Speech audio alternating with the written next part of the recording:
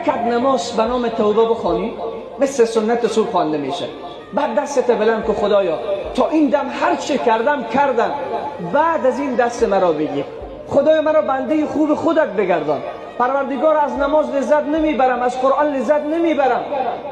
امروز خواهرها تماس میکشن میگن نماز ما لذت نداره. از کجا لذت بیاید؟ خود تو در صفحات مجازی مصروفی، تو تیک تاک نگاه میکنی، اینستاگرام نگاه میکنی. این چشم دریچه گناه ها شده.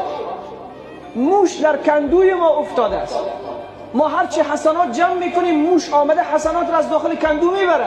موش چی است؟ همین گناه ماست. پس کار نکن. کسی آمد از رشید احمد گنگوهی پرسان که در عبادت من، در نماز من، در گریه های من، در حجاب من حلاوت و شیرینی نیست، چی کار کنم؟ گفت 3 کار را نکن. اول گناه نکن.